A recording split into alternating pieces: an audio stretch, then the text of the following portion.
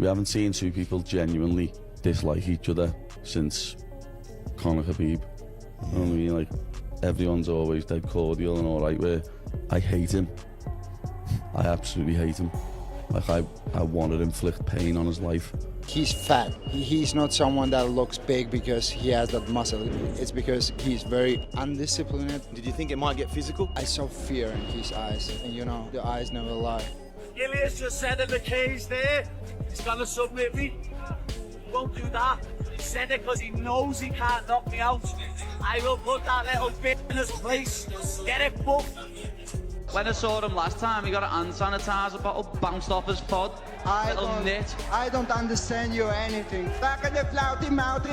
You said he needs to win one more fight, and now tonight you're saying I was very excited tonight. So does he need to win one more fight, or is that who you want? You're going to tell the UFC you want next? I don't know. Someone from my team told me that Dana was a little bit angry about that. Yeah. That he said that. He said that if he was there, he would not have let that happen. Yeah, but he wasn't there.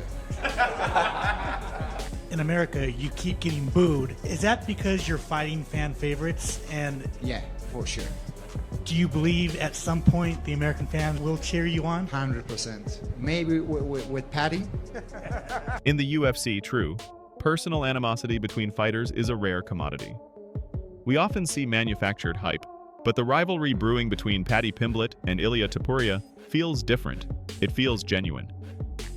The level of dislike between these two athletes is something that has captured the attention of the entire MMA community, with both men trading verbal jabs that go far beyond typical pre-fight trash talk. It's an Sean's decision, but I think it's the only fight to make. You know what I mean? We haven't seen two people genuinely dislike each other since Conor Khabib. You know what I mean? Like, everyone's always dead cordial and all right, where I hate him. I absolutely hate him. Like, I want to inflict pain on his life. You know what I mean? I'd like that fight to go 4 minutes 50 seconds into the 5th round, and I've landed 907 elbows and I've disfigured his face. You know what I mean? I don't want a quick knockout. I want to put him through pain. The sentiment is far from one-sided. Ilia Topuria has also expressed a strong desire to fight Pimblett and has said he would thoroughly enjoy knocking him out. He drew a clear line between his professional obligations and his personal feelings, noting that his mindset for a potential fight with Paddy would be entirely different from his bout against Charles Oliveira. While he respected Oliveira, Topuria confirmed that he truly wants to knock Pimblett out and will take great pleasure in doing so because of their history. Tonight, but Paddy Pimblett did come in the cage tonight. Y'all had a little fun. I mean, but you know, there's Arman Tsarukyan, there's Justin Gaethje. Is that the fight that you want more than anything else? Yes, that's the fight that I want. Because with Charles, I had a little bit difficult situation because I really like the guy, you know. He's a really great human being. You can hate him. You always see him surrounded by his family, friends, teammates. He's an amazing human being. But at the end, I was like, this is competition. I have to do my job, and that's it. But with Paddy, I'm really gonna enjoy kicking his ass. In response, Paddy Pimblett has stated that he respects Ilia Topuria as a fighter, but feels that the respect is not reciprocated. Paddy believes that if they were to fight, Topuria's lack of respect would lead him to be overconfident and to not prepare with the same intensity he has for his other recent fights. While acknowledging Topuria's impressive win streak, Pimblett remains confident he would dominate the fight in every aspect, comparing his versatile skill set to that of football legend Steven Gerrard in his prime. I respect him as a fighter, and he doesn't respect me. So I genuinely think if he fought me, he wouldn't train as hard. He just thinks he'd beat me. You know what I mean? I don't think he'd put as much hard work and dedication into his fight camp as he does in his last 3. Like, you know, he's on a legendary run, lad. He's knocked fucking Bulk, Holloway and Oliveira out 3 fights on the bounce, lad. I would kick him everywhere, like I am Steven Gerrard in 2005. Pimblett also offered the sharp critique of Charles Oliveira's performance against Topuria at UFC 317, which he described as embarrassing. Paddy, who says he likes Oliveira, was baffled by the former champion's strategy of standing in front of Topuria and engaging in a brawl from the outset. He observed that Oliveira appeared nervous and fought without a clear game plan, swinging wildly like an amateur despite his vast experience. Pimblett was shocked that a fighter with nearly 50 professional bouts would make such fundamental errors against a powerful puncher like Ilia. I really like Charles, but what the was that game plan? That, you know what I mean, stand in front of him and get punched in the face. First 20 seconds he did a little bit, teeped him, leg kicked, and I was thinking, oh, we could be in for a tough night for Topuria, and then Charles got it once and just started swinging with him. But when he was walking out, I did turn to Graham and say, he looks nervous. Yeah. And when Ilia walked out, he was just smiling. I don't know what, as I say, I'd love to know what their game plan was, because that was just, like, it was half embarrassing. What are you doing just standing in the middle and swinging punches with him when he's a top-class boxer and he's got power? It's just, it blew my mind at how stupid he could be after, it was his 47th pro fight. Yeah. And he was going in there like an amateur. Paddy has doubled down on his intense dislike for Ilia, reiterating his hatred and claiming their fight wouldn't need any promotion because the rivalry sells itself, much like Khabib versus McGregor. He once again emphasized that a quick finish is not his goal. He wants to hurt Ilia over time, land countless elbows, and leave him disfigured. Reflecting on a past physical altercation where Topuria pushed him, Paddy dismissed the champion's strength, stating that he felt weak and looked smaller than expected. You don't even need to, like, sell that fight, it sells itself. Two people who genuinely dislike each other. You don't really get that. We haven't seen that since, like, Khabib and McGregor. Right. Two people who actually hate each other, because I hate him. I wouldn't even want to finish him fast. I'd want to finish him with a minute left in the fight after I've elbowed him 700 times. You know what I mean? I'd want to disfigure him. When he touched you, could you tell anything in that moment? Did you feel his strength? Was there anything when he actually made contact with you? He didn't get a big push, like, he only done a little one, but he feels weak. You know what I mean? And as I say, I'm like, he's like there. He was smaller than you, meaningfully. What do you weigh right now? About 195. You look good. You look good. This matchup has clearly been on Ilia Topuria's radar for a while. Even before his victory over Charles Oliveira, he had his sights set on Paddy Pimblett as a future opponent. He expressed hope that Paddy would secure another win to finally set up their long-awaited confrontation in the octagon. Topuria believes their meeting is inevitable and destined to be a must-see event for fight fans. Who's next? Who's next after who you like? Charles? I don't know. Hopefully Paddy.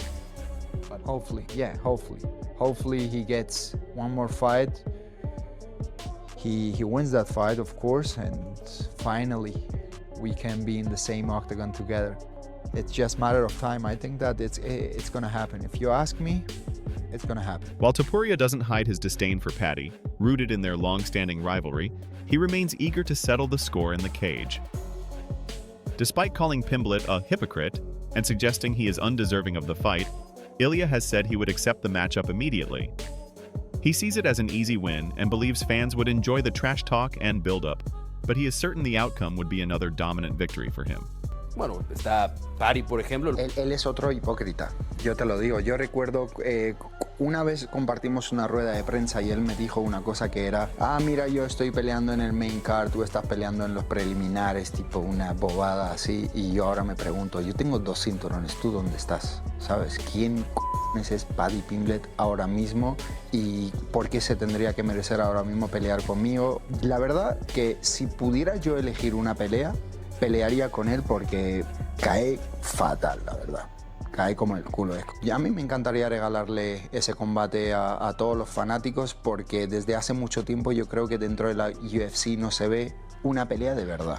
2 personas que de verdad se quieren pegar. Y qué mejor que pegarse delante de todo el mundo y regalarles un espectáculo. Yo sé lo que va a pasar.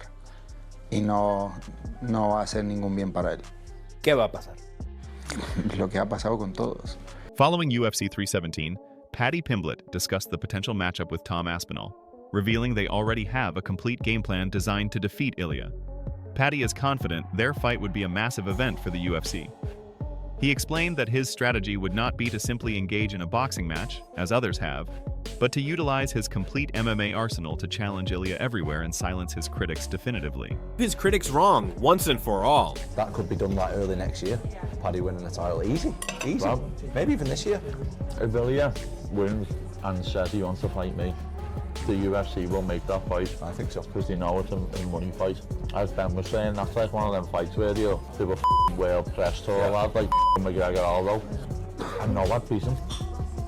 funny because I got laughed at for it, but I know I'd beat him. Yeah, but that's what separates you from the other guys. Yeah. From the other guys, isn't it?